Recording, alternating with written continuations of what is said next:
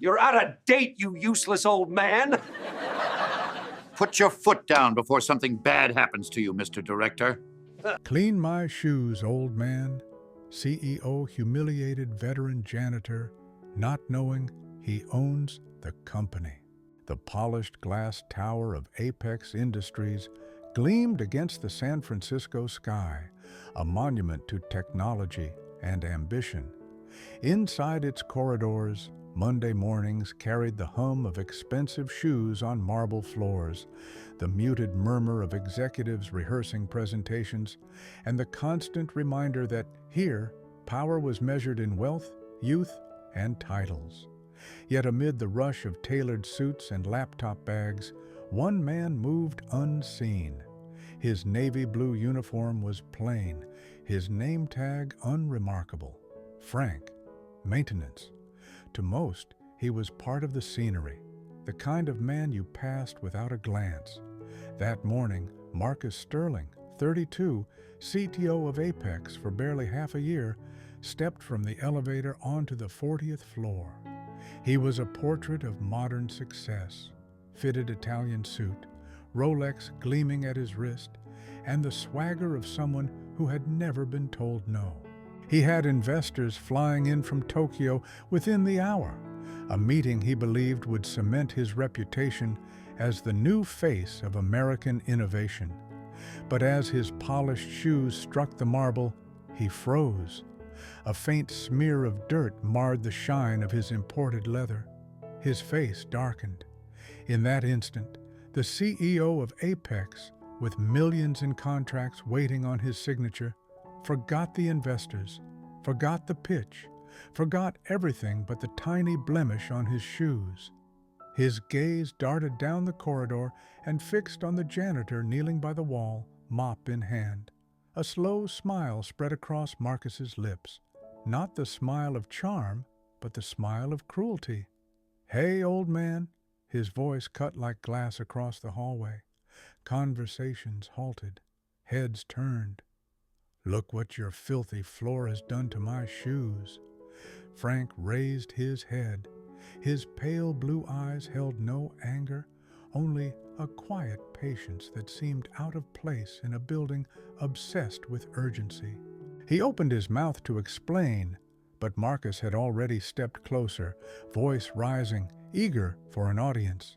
In a company that worshipped appearances, humiliation would now be paraded like a lesson. And the janitor, invisible until this moment, was about to stand at the center of a storm.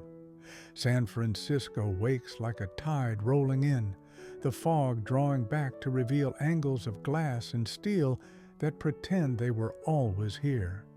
Apex Industries crowns one of those angles, a 45-story shard of mirror and light planted a few blocks from the bay, its lobby a cathedral to efficiency. Security gates blink green for the chosen, the espresso bar hisses like a satisfied cat, and the air smells faintly of cedar panels warmed by morning sun and the citrus bite of expensive cologne. Screens the size of living room walls loop euphoric reels of product launches, charity galas, and congratulatory headlines that speak in the soothing grammar of inevitability. This is where the future arrives in a suit and introduces itself by first name only. On most days, Frank Morrison enters the building before the sky admits it is morning. By the time the early executives file in behind their biometric credentials, he has already polished the brass at the loading bay, checked the water pressure on the 43rd floor washrooms, and replaced 2 flickering bulbs no one had noticed yet. He moves with the heavy care of a man who has learned to make himself smaller than he is. The back gives him trouble when he bends, so he turns his whole body rather than twist. A thoughtful pivot, a soldier's economy softened by years of quiet work. His uniform, navy and clean, is always the same. The oval plastic of his name tag, Frank, maintenance, has developed a faint hairline crack at the lower edge where it clips his pocket. His hair is cropped short and gray, his jaw shaven each morning with the same deliberate precision he brings to wiping a fingerprint from steel. When he passes, many nod without seeing, an automatic courtesy tossed in the general direction of a silhouette. He does not seem to mind. If anything, he is comfortable at the edges of notice, like a lighthouse that prefers to guard rather than be admired. On the 40th floor, the carpet deepens and the doors thicken.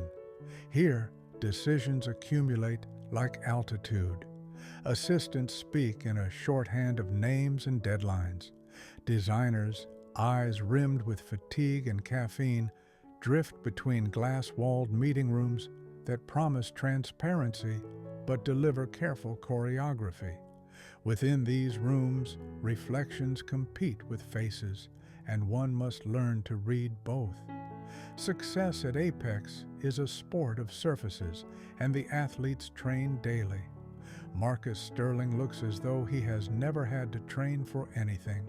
He is 32, perpetually unlate, and carries himself with the gleam of someone who grew up knowing the right forks and the right board members. Harvard polished his already bright edges. The acquisition that delivered Apex to its new parent company delivered Marcus to Apex. He is a CEO who photographs well, the press releases are fond of saying, which is another way of declaring him a man who understands that victory in the age of optics must be worn, not simply earned. His suits fit as if tailored around an idea. His watch is not so much a timepiece as a signal. He has a laugh that executives lean toward and a memory for names that makes interns feel briefly real. Marcus is good at these things. He is less good at the others. His impatience shows at the seams. He dislikes being corrected. He dislikes being inconvenienced. And he especially dislikes being reminded that the building requires hands he will never shake to keep its gears invisible. The company notices what he notices. It is the way of hierarchies. Attention flowers where the light falls. In 6 months, Apex has learned new rituals.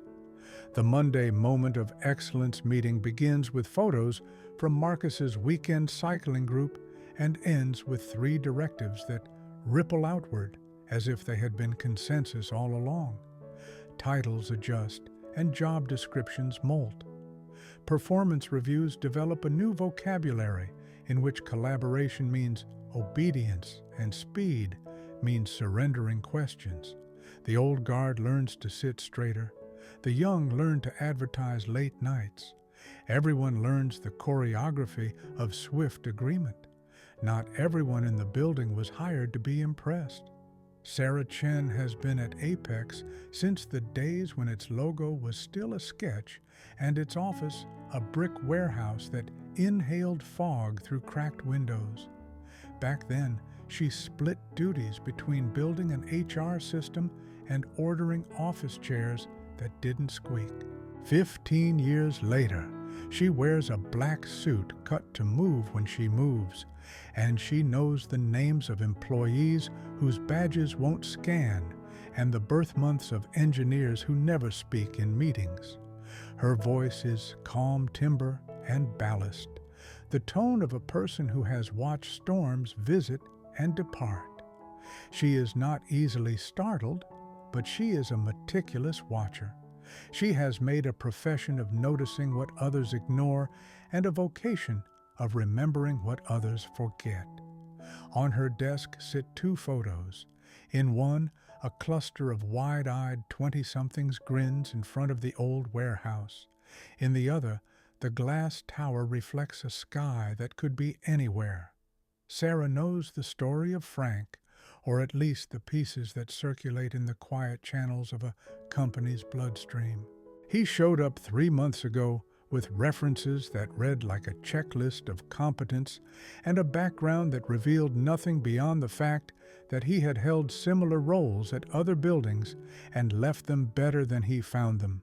He does not speak much and never complains. When the elevator stalled one evening after 7, he coaxed it back into obedience with a manual override and a patience that outlasted panic. When a burst pipe threatened to baptize a row of servers, he shut the right valves in the right order and kept disaster contained to one disgruntled carpet. The security team likes him. The evening barista waves with both hands when he appears. He has the kind of quiet presence that takes weight from a room rather than adding to it. It is also true that more than once, as she passed him bent over a scuffed baseboard or polishing a handrail no one else had noticed needed polishing, Sarah thought she recognized something in the set of his shoulders that didn't belong in a maintenance closet. It is hard to name such perceptions without sounding sentimental. She would say he carries attention like a habit, that he enters a hallway the way a chess player considers a board, that when he looks at a thing he seems to see its uses and its history, and the hand that installed it. There are men who take orders as if they were gifts. Frank accepts requests as if they were puzzles, and when he completes them, there is a rightness that lingers after he has left. The building notices him as it notices all who keep it running, lights that do not flicker, glass that does not smudge, air that smells like nothing at all. The people do not. They are kind in the way busy people are kind, polite, rushed, relieved to be known by someone else's labor. If they think of Frank, they think of him as the man who is always there when something is not. It is not malice that hides him, it is velocity. But velocity can look like contempt when it isn't careful. There will be investors from Tokyo today, and already the 40th floor carries the anticipatory charge of a stage before the curtain lifts. The conference room glass has been polished to a clarity that feels like absence. The catering cart is on its way, the sushi gleaming like small promises. The translation software has been tested twice and the Wi-Fi thrice. Assistants move in fast diagonals. Marcus's executive administrator has arranged the chairs by unspoken rank. The seat at the end of the table where Marcus will preside has been pulled an inch farther from the table than the others, a subtle cue for theater. Down the hall, Frank tests a discreet stain remover on a scuff the carpeting tried to hide. The bottle's spray is almost soundless, the brush a serene whisper against fiber. When he stands, he places the bottle on the cart in the position he always does, label out, cap tightened. He glances at the clock, not because he is pressed for time, but because the habit of confirming one's position never leaves some men. Through the window, the bay flashes a shy strip of silver between buildings, and for a moment, the tower feels less like a machine and more like a place. If you ask the building what is about to happen, it will say nothing. Buildings are archivists, not prophets. But some mornings carry a thread you can feel if you stand still long enough, a silence that gathers its breath, a reflection that looks back with more interest than usual, a corridor that seems to brace for a sound. On those mornings, even the most unremarkable details wait at attention. A scuff on a shoe, a name tag beside a careful heart, a door opening on the 40th floor. The elevator chimed on the 40th floor and disgorged Marcus Sterling in a rush of authority. His phone was in his hand, his words already half launched toward the assistant, trailing him like a flag in the wind. His Italian shoes, black and gleaming, struck the marble with precise clicks that announced both his presence and his impatience. He had been rehearsing the Tokyo pitch in his head all morning, repeating numbers that made his voice feel larger than it was. Today was not the day for imperfections. And then he saw it, a faint streak of dirt along the smooth leather at the tip of his right shoe. It was hardly visible, but Marcus's mind seized it like a personal insult. He stopped mid-stride, ignoring the assistant's nervous question, and stared down as though a wound had opened in his reflection. His jaw tightened, his chest rose. The pitch, the investors, the fragile choreography of millions of dollars, all evaporated beneath the heat of that tiny smear. A few yards away, Frank was on one knee beside his cart, sliding a clean cloth across the lower edge of a window panel. He had not noticed Marcus approach until the voice came, sharp and contemptuous, cutting the quiet like a whip. "Hey, old man," Marcus snapped. Heads turned instantly. "Look what your filthy floor has done to my shoes." The hallway froze. Assistants clutching tablets hovered uncertainly, unsure whether to watch or flee. Designers emerged from a conference room, their curiosity outweighing caution. In a place where the CEO's mood could ripple into paychecks, even silence felt dangerous. Frank straightened slowly, his cloth folded neatly in his hand. His eyes, pale and steady, lifted to meet Marcus's glare. There was no defiance in them, but neither was there the submission Marcus expected. "Sir," Frank began evenly, "I just finished cleaning this section. Perhaps—" "Don't bother with excuses," Marcus cut in, raising his voice.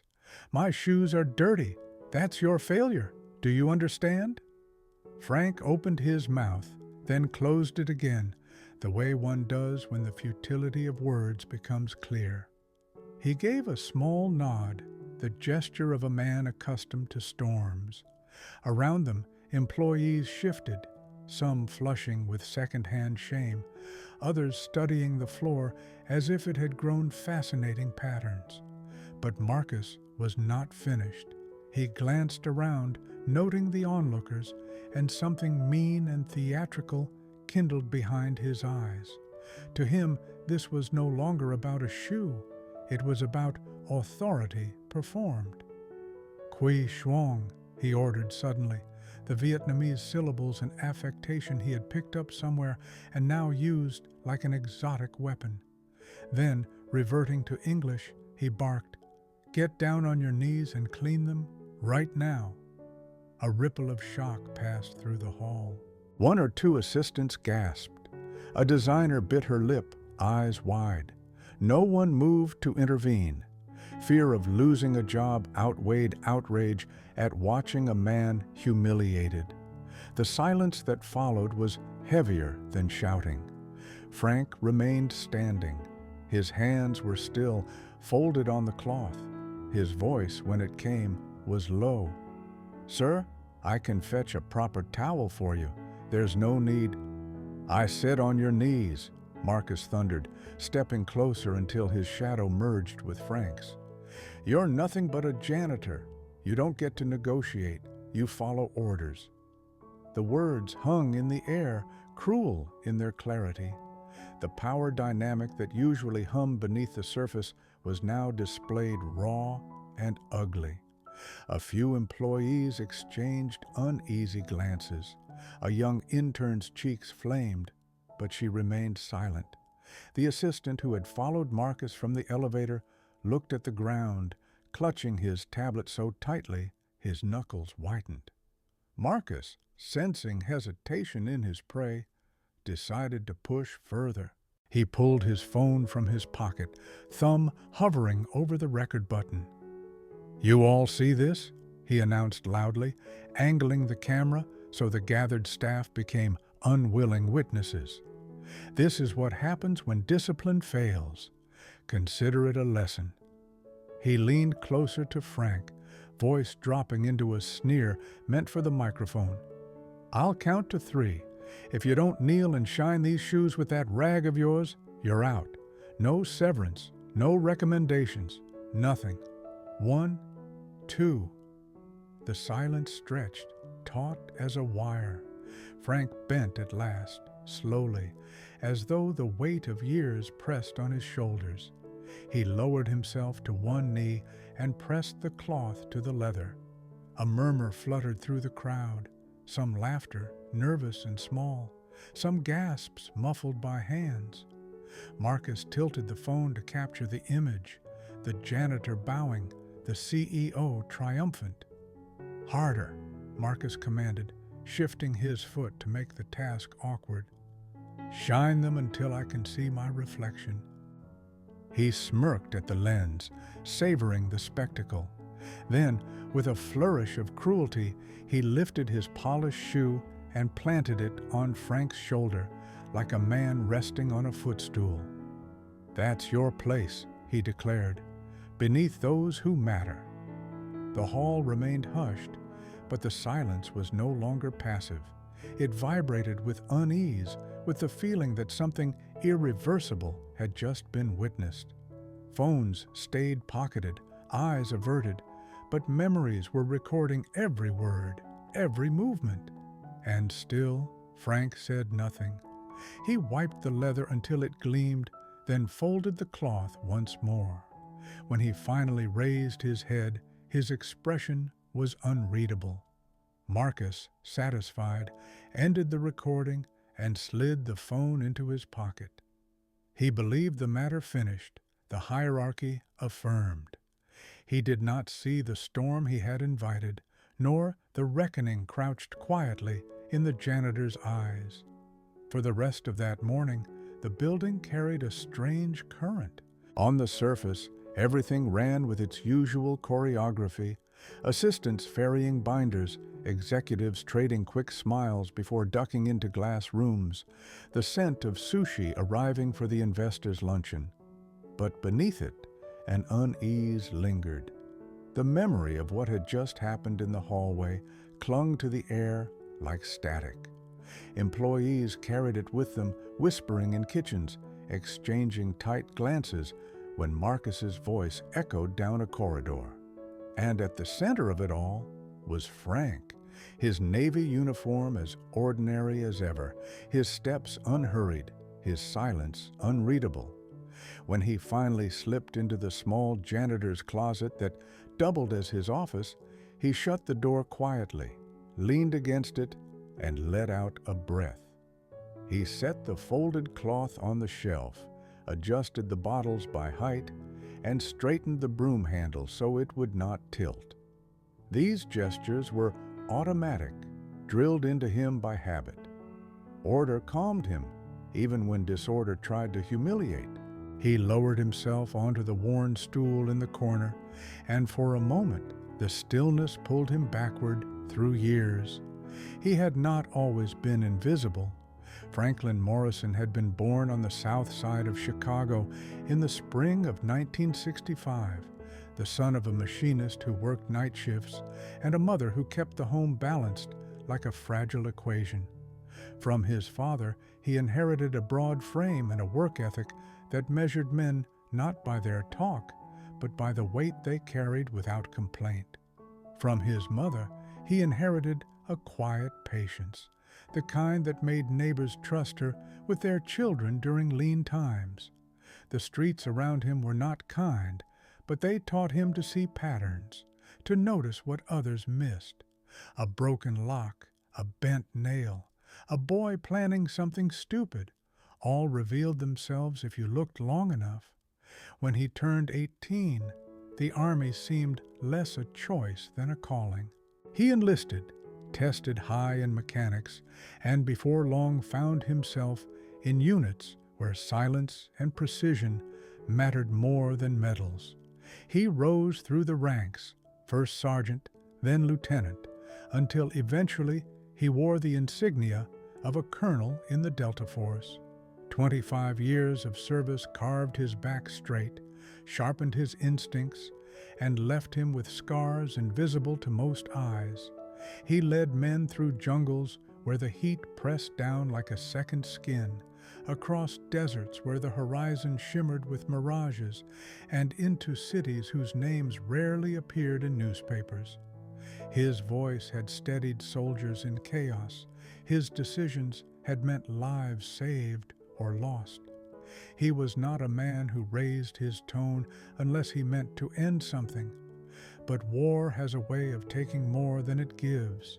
He buried friends too young, wrote letters to mothers who deserved better explanations, carried the weight of missions whose success felt like failure because of the faces that did not return. Somewhere in his 50s, he understood that his body had given all it could. He retired with honors, the medals polished and tucked away, the handshakes from generals firm but quickly forgotten by the world outside the base gates. He had led, sacrificed, endured. Now he was free to build. Apex Industries was born in his garage. At first it was just him, a laptop, and a conviction that cybersecurity could be done differently, simpler, faster, with a soldier's clarity rather than an academic's theory. He hired 2 engineers, then 5, then rented a cramped office where the floorboards creaked when you walked too hard. They worked through nights fueled by takeout and coffee strong enough to blister. Slowly, contracts came, investors noticed, and the small company with the shield-shaped logo grew. He was not flashy, not the sort to plaster his name across headlines. He built Apex as he had led missions, quietly, methodically, with loyalty to the people beside him. By the time Apex Industries moved into the glass tower, Frank was both its architect and its heart. Employees remembered the way he walked the floors, stopping at desks, asking about families, listening with the kind of attention that could not be faked. He believed hierarchy should never erase dignity. No one was beneath respect. That belief had been forged long ago in mud and fire, where the smallest gesture of care could mean survival. 2 decades passed. Apex became a leader in its field, its name known in boardrooms from New York to Tokyo. But success brings acquisition offers, and eventually a conglomerate with deeper pockets bought 70% of the company. Frank, then in his late 50s, sold not because he wanted to retire to comfort, but because he believed Apex could grow beyond his stewardship. He retained 30% and the title of chairman, promising to oversee the transition.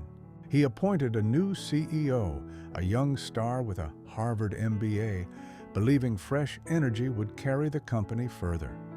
That CEO lasted 2 years before burning out. The next lasted 1. When Marcus Sterling was installed, the board assured Frank the young man was ambitious, polished, and capable of steering Apex through its next chapter. But almost immediately, reports reached Frank. Rumors, complaints whispered in hallways, notes left unsigned in HR inboxes, stories of Marcus belittling staff, humiliating interns, mocking the very people who kept the building alive. It reminded Frank of something he had learned long ago. You cannot know a leader by the way he speaks to generals, only by the way he treats the privates who carry the weight. And so Frank made a decision that baffled even Sarah Chen when she first learned of it. He would step away from the chairman's office, trade his tailored suits for a Navy uniform, and live 3 months as the man everyone overlooked. To most, it seemed madness, but to Frank it felt familiar. He had worn disguises before, beard and robes in villages far from home, civilian jackets in cities where recognition meant danger. Going unnoticed was a skill he had perfected in darker times. Here, in the glass tower he had built, he would test not just Marcus, but the culture that had begun to calcify around him. Would kindness still survive in the shadows of ambition? Would dignity still matter when no one thought it was being measured?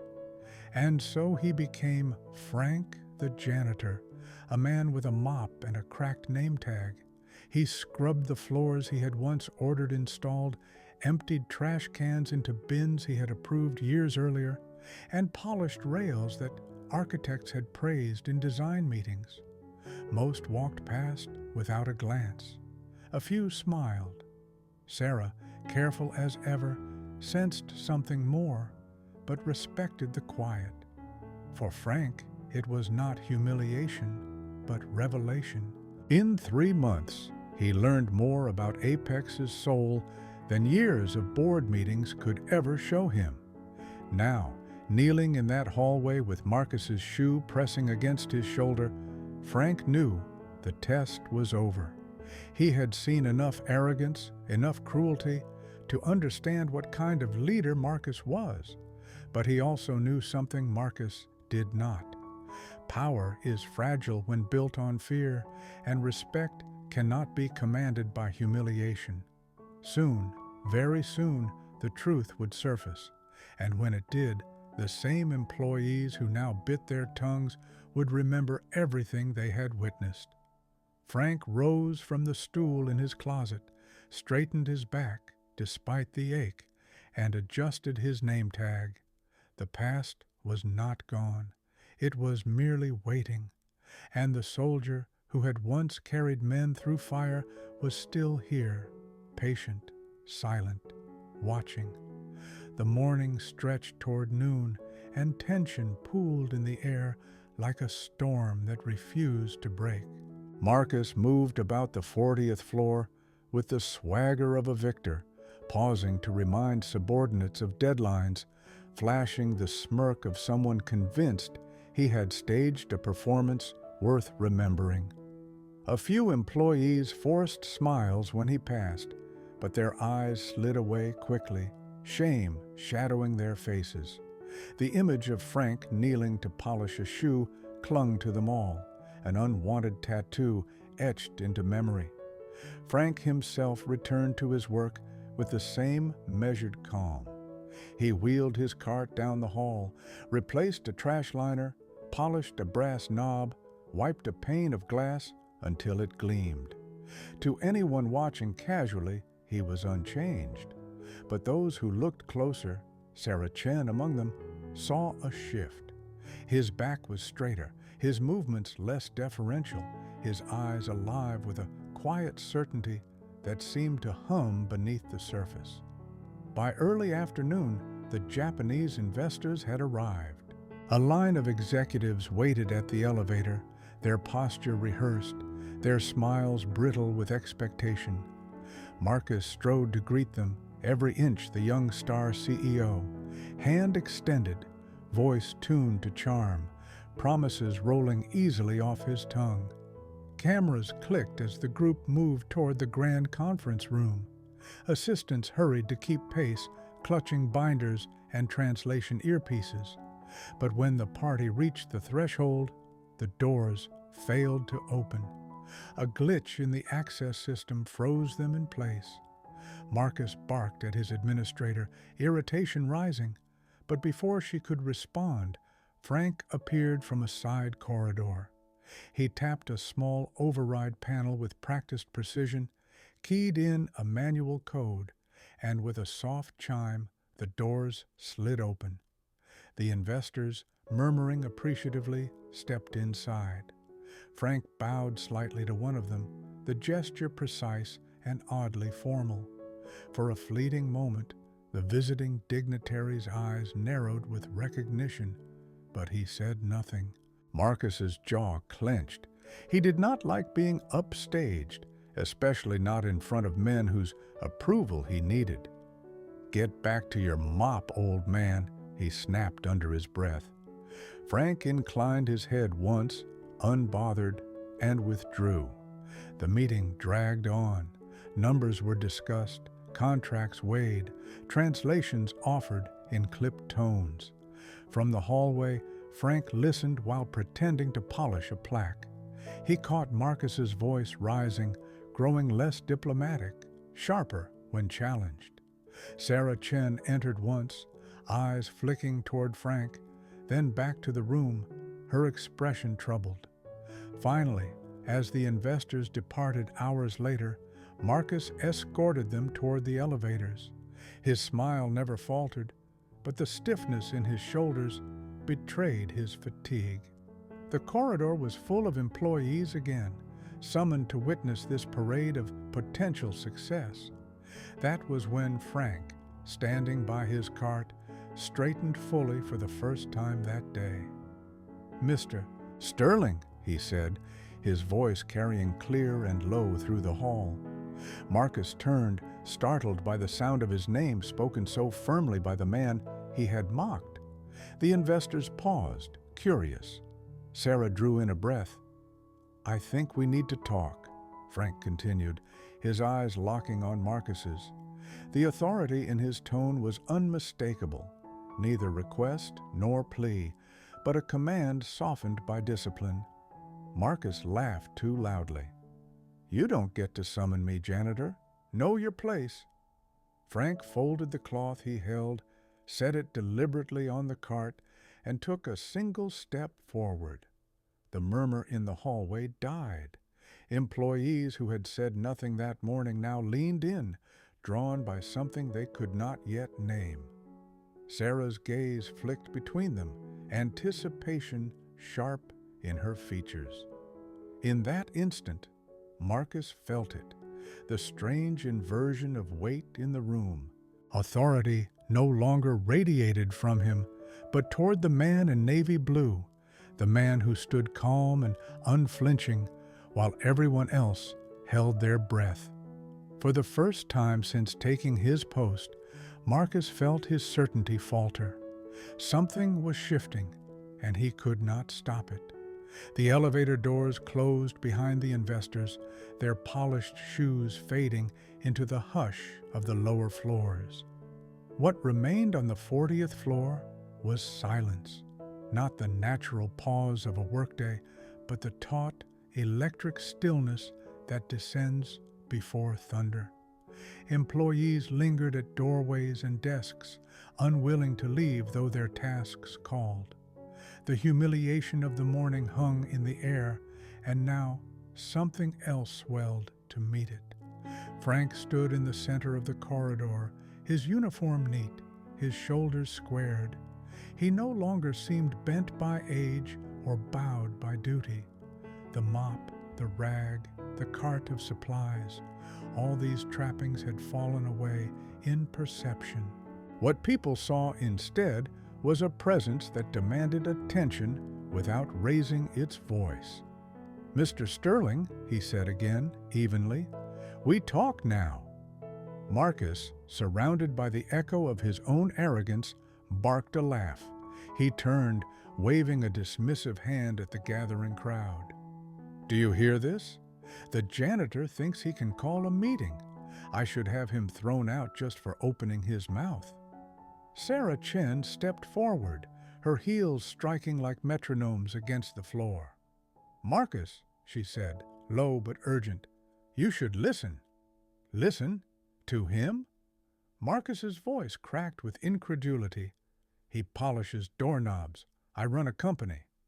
Frank reached into the breast pocket of his uniform and drew out a small metallic card.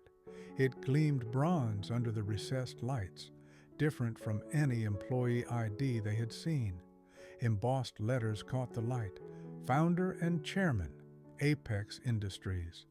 Gasps rippled through the crowd, soft but undeniable. A few employees covered their mouths.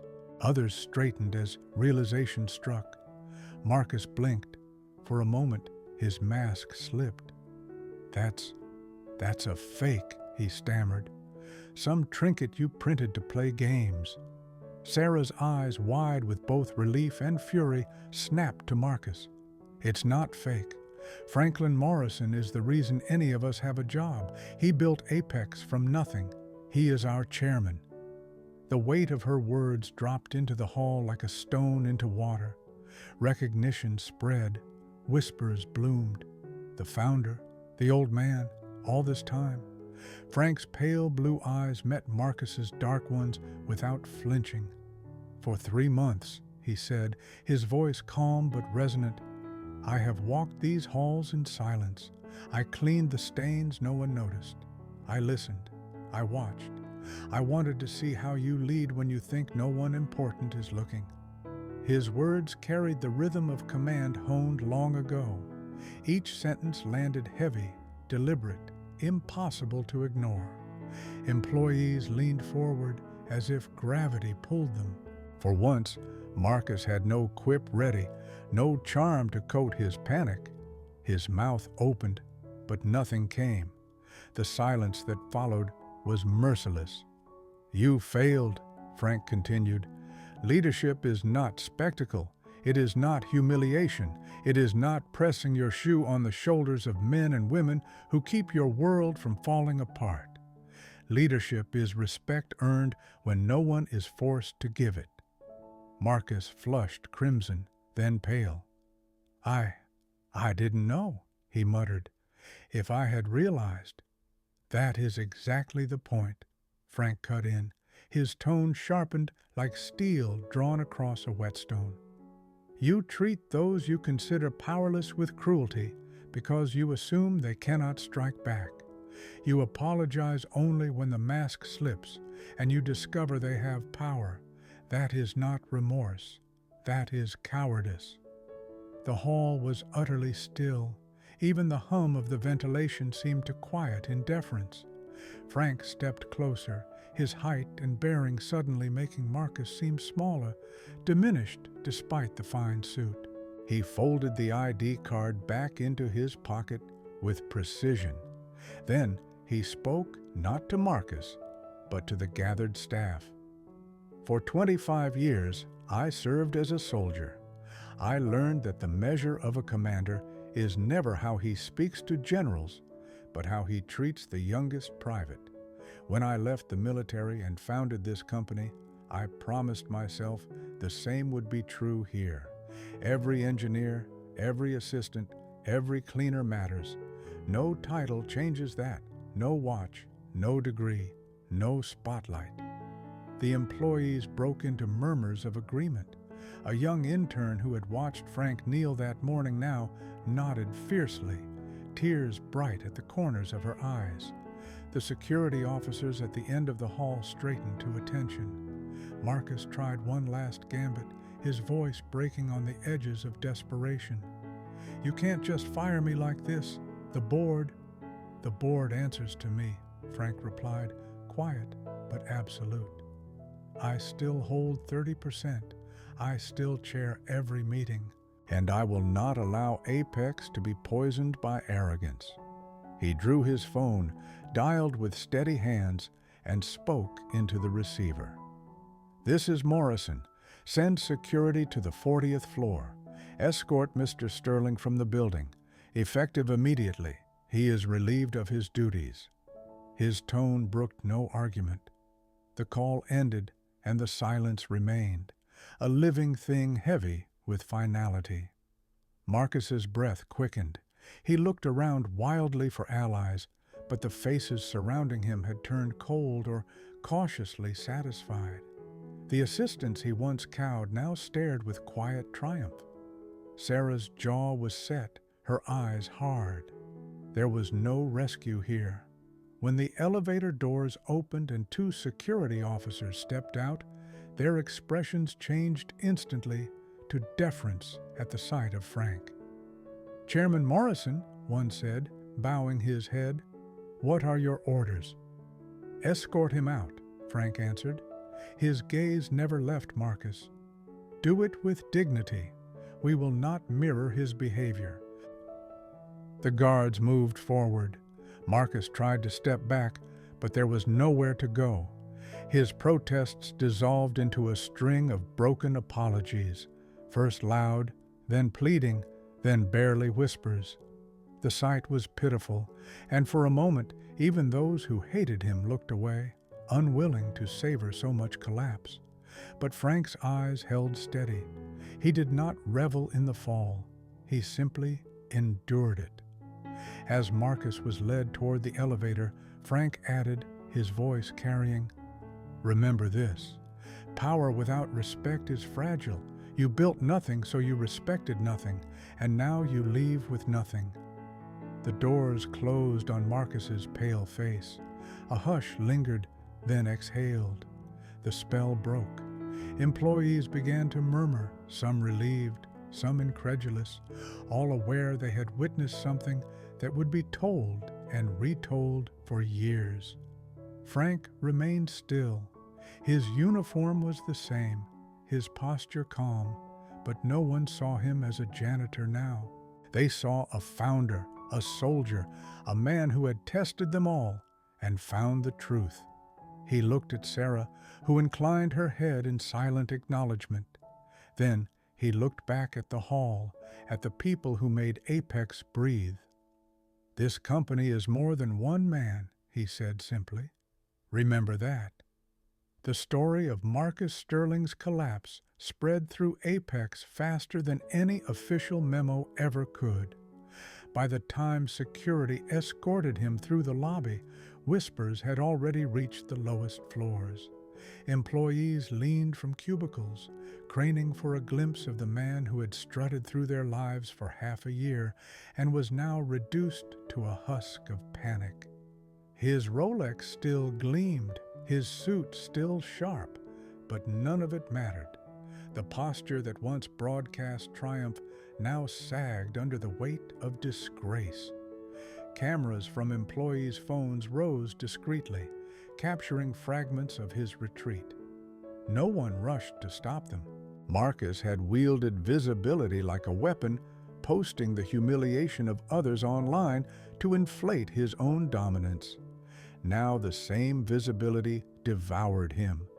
The video he had uploaded earlier of Frank kneeling already circulated beyond his control. Screenshots raced across Slack channels, and captions began to invert his intended message.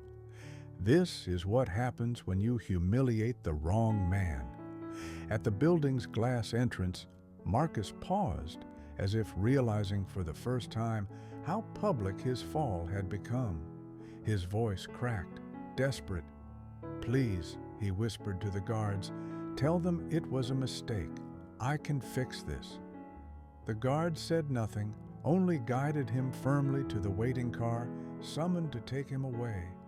His final image, pleading eyes behind the tinted glass as the car pulled into traffic, burned into the memory of those who had watched him strut like a king. Upstairs, relief pulsed through the offices like oxygen after suffocation. Employees who had endured his cruelty shared glances of vindication. The young intern who had nearly cried that morning exhaled with shaky triumph. The designers spoke in low tones, their fear replaced by awe. For once, the hierarchy had inverted, and justice had not just whispered, it had spoken aloud.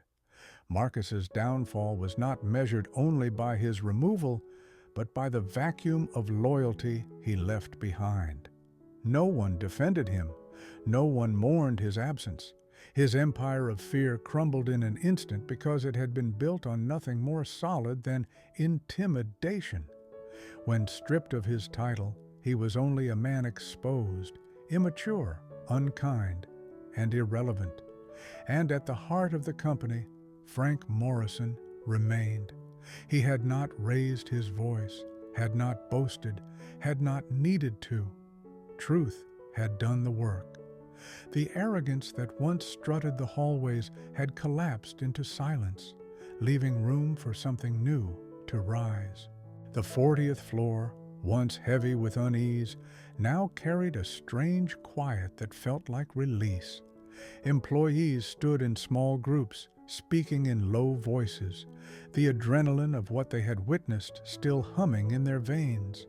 Yet beneath the astonishment lay something warmer, relief, even pride. The company had just been reminded that respect mattered, that dignity mattered, and that someone still guarded those values.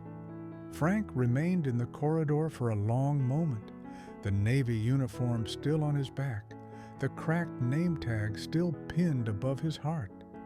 But no one looked at him the same way.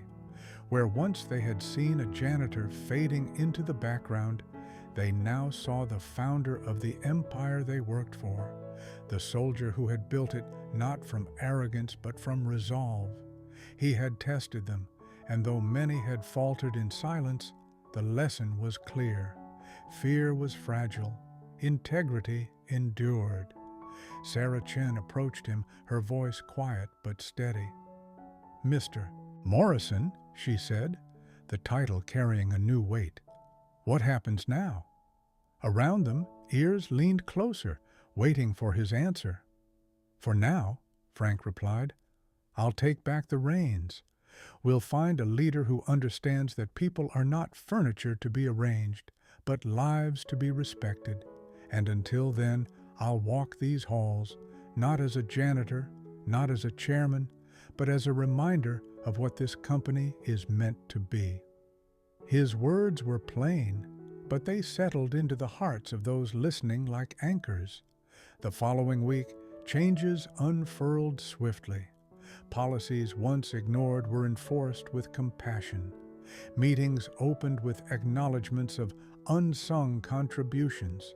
The cleaners, the security staff, the assistants who kept the machinery of daily work alive. A new initiative launched quietly, a program to hire and train veterans, giving them a place to apply their skills and technology to find stability after service. Employees noticed the difference. The air of fear that had shadowed them for months lifted, replaced by the hum of cautious optimism. And yet, Frank did not shed the uniform. Even when he sat in the boardroom again, his posture commanding, he sometimes chose to walk the halls in navy blue. It reminded everyone that leadership is not a costume and respect is not a performance. More than once, interns and cleaners found him beside them, rolling up his sleeves, listening with genuine attention. Each time, word spread further. The founder had not returned to the tower to reclaim glory. He had returned to ensure its soul survived. The story of the CEO undone by the man he tried to humiliate raced beyond Apex, picked up by business schools, whispered in boardrooms, told at dinner tables. But inside the tower itself, the story became less about Marcus Sterling's fall and more about the enduring truth Franklin Morrison had shown them, that greatness is measured not by who kneels before you, but by whom you choose to lift. And so Apex moved forward, chastened yet steadier, its halls echoing with a new kind of respect. Somewhere in the rhythm of its days, Frank's quiet footsteps could still be heard, carrying not the weight of age, but the promise of a company that remembered where it came from and who it was meant to be.